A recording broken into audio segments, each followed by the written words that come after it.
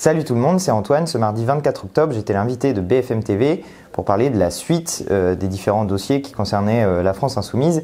Et évidemment, je me suis encore retrouvé avec un plateau où il y avait 4 personnes qui étaient du même avis et où moi j'étais tout seul à défendre le point de vue de la France Insoumise. Bonsoir Antoine Léaumont, soyez le bienvenu, vous êtes communicant numérique de Jean-Luc Mélenchon et de la France Insoumise. Avec nous également Guillaume Jubin, conseiller en communication et enseignant à Sciences Po, Camille Anglade. Bonsoir Camille, chef du service politique de BFM TV et Jean-Sébastien Ferjou, directeur de la publication d'Atlantico. Antoine Léaumont, plusieurs chiffres à retenir de cette étude. Et là, une semaine après les perquisitions mouvementées, 64% des Français choqués. Un électeur de Jean-Luc Mélenchon sur 2 également. Une image qui se ternit, des qualificatifs qui reviennent comme autoritaires, comme inquiétants. Et est-ce que ces résultats sont une prise de conscience pour vous à la France Insoumise? Vous mettez en avant les résultats qui vous intéressent. Moi, j'ai regardé ce sondage. Jean-Luc Mélenchon est ici décrit comme courageux, comme proche des préoccupations des Français, qui sont des qualificatifs qui ne sont pas appliqués à Emmanuel Macron. Les premiers enseignements, c'est les Français choqués et aussi les électeurs de Jean-Luc Mélenchon. 1 sur 2 quand même. Non, mais moi, ce qui m'intéresse, c'est que vous demandez ça aux Français. Vous faites un sondage sur cette question-là.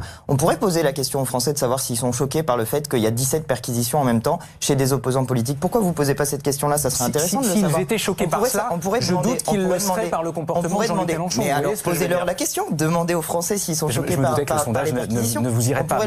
On pourrait demander également ce qu'ils pensent du comportement des médias. Pas de remise en question. En fait, c'est ça votre réponse. C'est pas ça. Il n'y a pas de problème à l'issue d'une semaine compliquée. Moi, je vois ce que je constate sur le terrain. Sur le terrain, on a reçu plus de 2000 signatures sur le site de la France Insoumise et les signatures continuent à affluer. Donc on continue comme ça. Mais enfin, je vous dis ce qu'on constate. Moi, j'étais avec Jean-Luc Mélenchon pendant 2 jours à Strasbourg. Ce que j'ai constaté, c'est que les gens viennent le saluer, lui disent « Bon courage, ne lâchez rien, continuez Monsieur Mélenchon ». Donc entre ce que je vois ici et ce que je constate dans la vraie vie, au quotidien, dans ma vie de militant, je vois une grosse différence entre ce qui est dit sur ce plateau, ce qui est dit sur un certain nombre de plateaux également. C'est l'écho des résultats d'un sondage auprès des Français. Mais je vous dis encore une fois, qui votent notamment pour Jean-Luc Mélenchon. Donc posez la question aux Français pour savoir s'ils sont choqués ou non par le fait que le pouvoir exécutif, qui est directement lié au pouvoir judiciaire dans ce dossier précis, choque les Français ou non. Est-ce que les Français... Il n'y a pas de problème Mélenchon, Camille Anglade. Il n'y a pas de problème Mélenchon, dit Antoine Léaumont.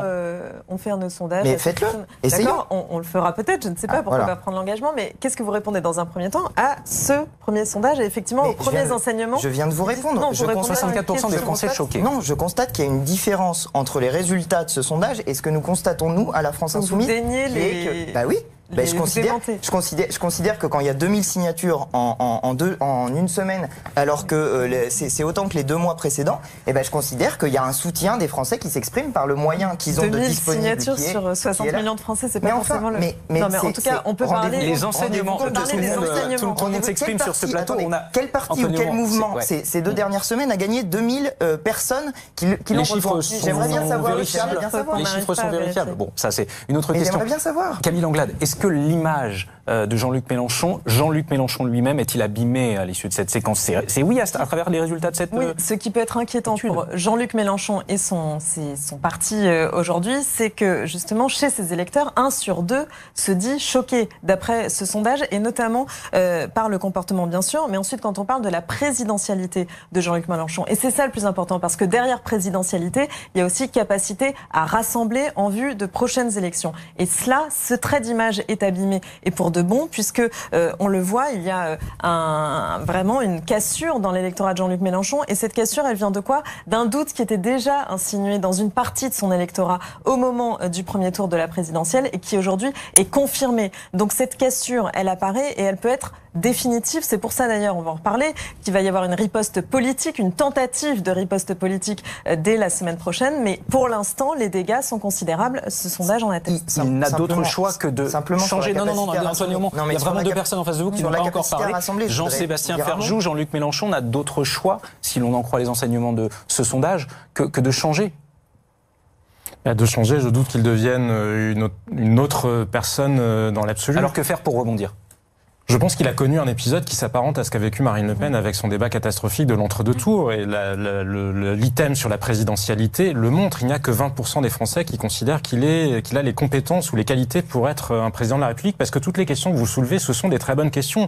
Mais précisément par la manière qu'a eu Jean-Luc Mélenchon de gérer la crise, il aurait pu faire en sorte que le débat public ne porte pas sur Jean-Luc Mélenchon, son caractère ou ses emportements divers et variés face à des policiers ou à des journalistes, mais sur les intimidations. Effectivement, la question de l'intimidation qu'emploie la justice dans un certain nombre de procédures dans ce pays, elle est justifiée. La question de la politisation de la justice, c'est une question qu'on peut poser. La question du rôle institutionnel, de l'organisation en quelque sorte de la justice dans la République. C'est la forme qui est sévèrement jugée plus que le fond. Mais parce que là, on en vient à se dire, est-ce que Jean-Luc Mélenchon imiterait un accent allemand face à Angela Merkel s'il n'était pas content de lui, s'il n'était pas content d'elle? Bah si, pardon, mais le dégât en termes d'image, c'est celui-là. Et 2000 signatures, oui, ça peut peut-être cimenter les gens qui sont les plus proches du cœur de la France insoumise, mais je pense que sur tout l'électorat qui était venu vers vous, notamment venu du Parti Socialiste, et on voit bien le calcul politique que Benoît Hamon est en train de faire d'ailleurs, mais ces gens-là qui avaient fait le choix du vote Mélenchon comme un vote utile en quelque sorte, parce que c'était celui qui paraissait être capable de s'imposer à gauche tout en restant dans un champ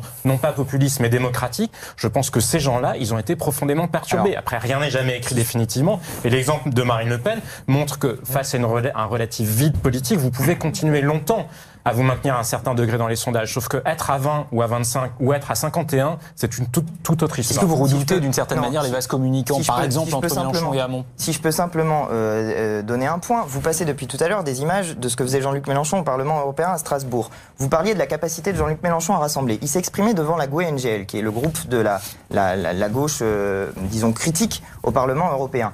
Tous les députés européens de ce groupe ont applaudi Jean-Luc Mélenchon et ont dit combien ils étaient choqués, eux, par les perquisitions qui sont déroulées chez nous. Il y avait ce matin une conférence de presse avec Emmanuel Morel, qui a quitté le Parti Socialiste, qui donc est tous deux envisagent effectivement de présenter une liste commune en vue des européennes. Il est en train de toute évidence de se rapprocher de ce que fait la France insoumise. Donc quand on parle de la capacité, quand on parle de la capacité à rassembler, moi je me demande pourquoi on ne parle pas de ces éléments-là. Lorsque des questions, pour qu'on en parle, sont posées à Jean-Luc Mélenchon, il a encore aujourd'hui, alors que lui-même appelle à descendre de plusieurs crans, agresser de nouveau des journalistes. C'est par les journalistes que l'info passe. Il n'a pas agressé des journalistes. Si, on a même une séquence où on la regarde ou pas? Je suis désolé. Alors écoutez, moi j'y étais au Parlement européen. Mais vous voyez ce que je veux dire, c'est qu'on peut parler du fond, mais la forme continue de pêcher. Mais Jean-Luc Mélenchon a répondu aux questions des journalistes. Ensuite, il y a une question qui devient insistante et qui, honnêtement, est une question qui est sans intérêt, sans aucun intérêt. Et effectivement... Puisqu'on parle de faits et de preuves, regardons cette séquence et puis vous rebondissez derrière. Moi, je veux bien voir. Je l'ai vu d'un autre angle. On va voir ce que ça donne. D'abord, à venir m'expliquer, vous pouvez toujours courir, vous n'êtes pas un commissariat, quoi que vous ayez l'impression. Votre enquête, ou soi-disant enquête, est nulle, elle est pourrie de faux chiffres, et vous l'avez fait sciemment. Car vous l'avez déjà diffusé ces faux chiffres en janvier, on vous a déjà dit à l'époque que c'était faux, et vous n'en avez tenu aucun compte. Nous ferons peut-être la faveur à quelques-uns d'aller nous expliquer, mais certainement pas à la radio d'État. Nous irons à BFM, des entreprises privées avec lesquelles nous avons des relations extrêmement tendues, mais qui au moins ont le mérite de la franchise. Je ne débattrai avec aucun d'entre vous, car vous êtes malveillants et des faussaires. Est-ce qu'on est là au cœur du problème, Guillaume Jubin? Je rappelle que vous êtes conseiller en communication. Est-ce que la forme, encore une fois, occulte le fond et des questions qui sont légitimes et une actualité, celle des européennes dans 6 mois, intéressante? En l'occurrence, par rapport aux enjeux de Jean-Luc Mélenchon, je crois que Jean-Luc Mélenchon, son enjeu, il l'a souvent dit, il est passé pas loin du second tour, du moins lui considère qu'il est passé pas loin du second tour. Quand vous voulez être un candidat de second tour qui va rassembler, qui a une stature d'homme d'État, vous ne pouvez pas avoir cette stratégie de communication qui est une impasse, parce que la victimisation ou l'agression des journalistes ou des corps constitués en France n'est pas la posture qu'on attend de quelqu'un qui sera au second tour d'une élection. Donc c'est lui-même qui s'est mis dans cette impasse. Je crois qu'on l'avait pas vu comme ça dans la campagne présidentielle d'ailleurs, et il est retombé peut-être par, je dirais, l'émotion qu'ont suscité les faits quand vous avez une perquisition chez vous, et il est resté sur cette ligne de communication qui ne peut pas être bonne compte tenu du rapport qu'ont les Français à l'autorité, aux institutions. Les Français, certes, ont de la défiance à l'égard des politiques, ça c'est vrai. Ils ont de la défiance à l'égard des médias, vous avez raison. À l'égard de l'autorité judiciaire, ils l'ont. Pour autant, ils sont légitimistes. C'est-à-dire qu'ils ne veulent pas non plus de dirigeants qui remettent en cause l'ordre dans lequel les institutions sont organisées. Pour rebondir sur ce que disent certains, Jean-François Léaumont, est-ce que l'ennemi de Jean-Luc Mélenchon ne reste pas Mélenchon lui-même? Mais non, mais enfin, c'est Jean-Luc Mélenchon qui a rassemblé sur son nom et sur son programme 7 millions de voix. Il y a 7 millions de personnes qui ont voté pour foutre en l'air les institutions de la 5e République. Est-ce qu'il n'a pas tout gâché en se comportant comme il l'a fait depuis une semaine? Est-ce qu'il n'a pas tout gâché? Justement, on avait eu 19... Et quand on parle de malveillance, parle de malveillance des médias. Vous m'invitez sur un plateau, vous êtes 4 du même avis, je suis tout seul à défendre le point de vue opposé. Donc oui, il y a de la malveillance de la part des médias. Il y a une enquête. Laissez-moi finir. Je vous ai écouté sans vous couper. Il y a effectivement de la malveillance. Il y a une enquête qui est publiée. On dément les chiffres. La charte de Munich oblige normalement les journalistes à corriger une information lorsqu'ils s'aperçoivent qu'elle est fausse. On prouve qu'elle est fausse, ils ne corrigent pas, ils persistent et signent. Et ensuite, au bout d'un moment, vous voyez quand un journal comme Mediapart sort un article à 22h30 après la semaine que nous avons vécue, vous trouvez pas qu'il y a de la malveillance quand Monsieur Arfi, qui il y a un mois faisait des tweets pour condamner le lien entre la politique, le pouvoir politique et le parquet, aujourd'hui est en train de nous mettre l'argument inverse contre nous. Vous trouvez pas qu'il y a de la malveillance? Moi j'ai l'impression que dans ce cadre-là, vous êtes victime de tout le monde, manifestement. Un certain nombre de journalistes. Vous vous souvenez qu'à la veille du premier tour de la présidentielle, François Closer a publié une une sur la vie privée de François Fillon. Vous a-t-on entendu à l'époque vous en émouvoir? Je ne suis pas d'accord avec ça. Je ne suis pas d'accord avec le fait qu'on publie la vie considérez que vous des êtes gens. les seules victimes et que la presse est malveillante avec vous. Je ne dis pas que nous sommes les seules victimes. Je dis que s'en prendre à la vie privée des gens est un problème qu'il s'agit de M. Mais j'aurais remarqué qu'on n'a pas du tout évoqué la vie privée jusqu'à présent. Sauf que vous ne défendez pas ce point de vue. Vous ne faites qu'agresser vos adversaires. Et ce n'est pas le sujet ce soir. D'ailleurs, la discussion est terminée. Comme ça, c'est beaucoup plus facile. Il est quasiment 18h. Merci. Voilà, comme toujours, j'espère que ce que j'ai dit dans cette émission vous a plu, vous a intéressé. Si c'est le cas, n'hésitez pas à partager cette vidéo et à mettre des pouces bleus. Si vous passez ici pour la première fois, je vous invite aussi à vous abonner à ma chaîne, ça se passe quelque part par ici. N'oubliez pas de cliquer la petite cloche pour recevoir les notifications. Et comme toujours, dites-moi dans les commentaires de cette vidéo ce que vous en avez pensé, parce que moi, ça m'aide à m'améliorer, ça m'aide à progresser. Et puis de temps en temps, ça fait plaisir de voir les blagues que vous mettez aussi. En attendant, je vous dis à très bientôt pour de nouvelles vidéos. Allez, salut!